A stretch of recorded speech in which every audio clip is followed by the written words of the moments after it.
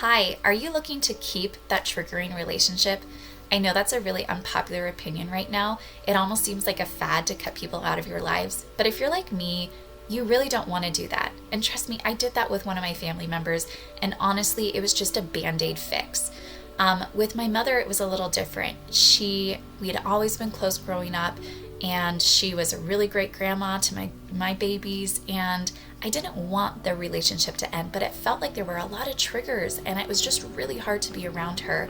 And so I ended up going to therapy for about a year and a half, and although it helped some, and I was able to work through a lot of stuff for myself, it wasn't necessarily the relationship wasn't reaching where I wanted it to be. And it wasn't until after my spiritual awakening that I was really able to reframe how I look at relationships, and now our relationship is flourishing. So if this sounds like you, where there's a relationship that has triggers around it, or maybe some unhealthy boundaries, but you're wanting to really save the relationship, which is really what I think a lot of these relationships that are being cut out really want, is to find a way of having those healthy boundaries and feeling safe in the relationship.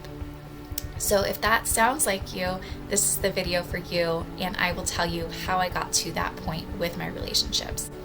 So when I had my spiritual awakening, I had been going to therapy for about a year and a half, which really helped me work through a lot of trauma, a lot of repressed emotions. And although that did help, it didn't quite, I felt like there was something missing.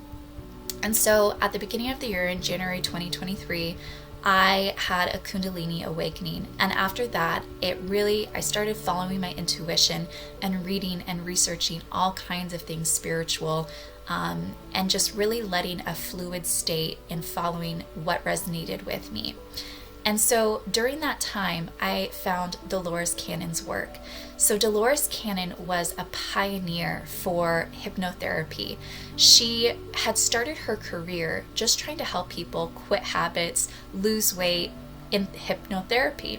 But during her sessions, she had started finding people regressing into past lives. So they were in this subconscious state of mind and were going into past lives. Now, the fun thing about Dolores is that she really liked to learn. And so while she was in her sessions, she was really curious about what was in between the in-between lives. So that soul, where do your souls go in between reincarnation? And so what she found after thousands, I think even hundreds of thousands, she was getting the same results, the same structure. Everyone had very, very similar stories, to where it seemed to her that there was just an obvious way of how things worked for those in-between lives. The funny thing is, and if you're like me also, I was like, okay, this is one person with thousands. I should be happy with that.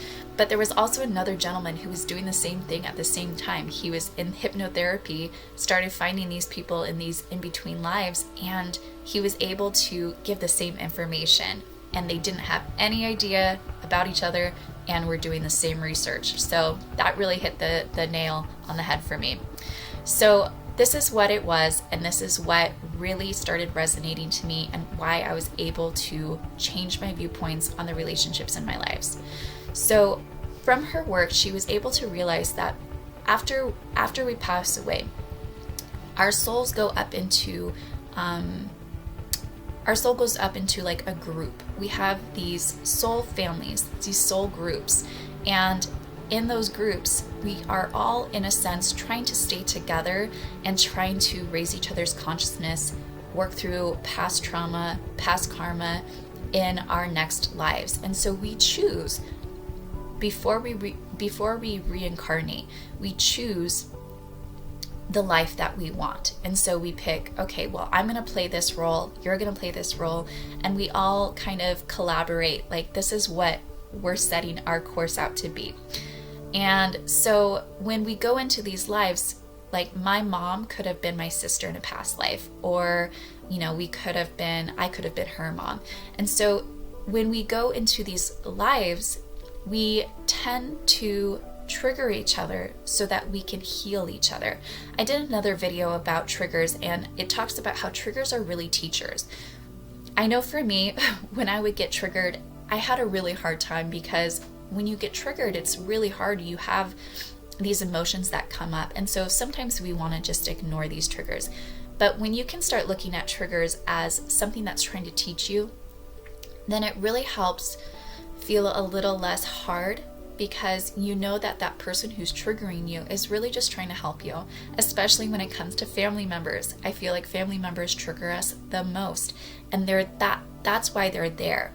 So when I was able to look at it as these are people that I chose to have into my life to trigger me so that I can evolve and grow in consciousness and be able to really become enlightened, that's when things changed. So when I'm having a conversation with my mom, triggers might still come up. They do come up. We're always learning. We're always growing. There's always more to heal, unfortunately, but there is. But we can look at it with softer eyes, a softer heart, and know that it's coming from a place of love. And I think that's the hard part a lot of the times when we're thinking about cutting people out, because we feel like it's a place from love, but it doesn't seem like it. But that's because we're looking at it in a way where triggers aren't teachers. They're painful, they're mean, they're trying to cause harm, and they're not. They're really not. And sometimes, a lot of the times, sometimes we have to hold space. And so if someone's triggering us, or they're continuing to do this trigger, and it's not necessarily seeming like it's something you need to work on, it might be holding the space to say, hey, I think this is something that you might need to address. So I will go into another video about maybe how to handle those triggers and how to work those dynamics with your family members, because there's a lot more to it to that. I don't think that we should ever be trying to teach others and implement how we believe onto others. It's really about holding that space. So my relationship with my mom, for example, I had the spiritual awakening, and I was like, this is not going to be something that she's into. And so I didn't ever push anything onto her. But as things happened for her, she would come to me because I was that safe space. And so now she's able to come to me. We're able to talk about things. And I know my limits. I know not to go deep down into things. Sometimes I stretch it a little bit, but I know when to bring it back. And so overall, what you want to do is you want to be able to look at your relationships and know, first off, that you chose this for yourself. You chose to have this parent in your life. You chose to have this sibling in your life. And as hard as that might sound, I know that my videos might be a little triggering, but again, that's just to help. Trust me, I have some really hard dynamic families, relationships. And so I did do it, and I did have to look at it and really think about, like, did I choose this for me?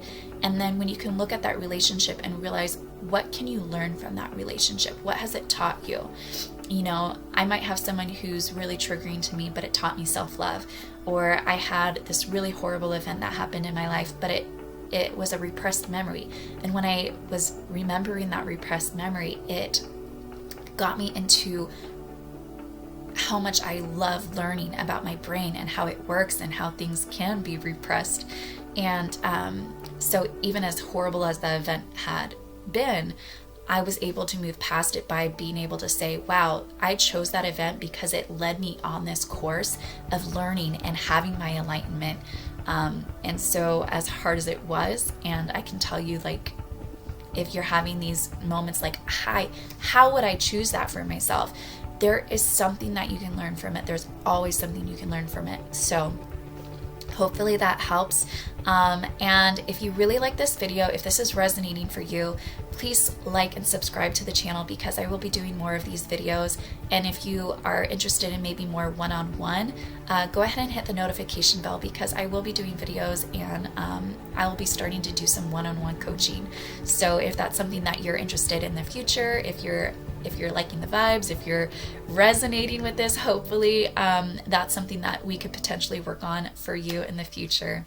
All right, much love and light. Take care.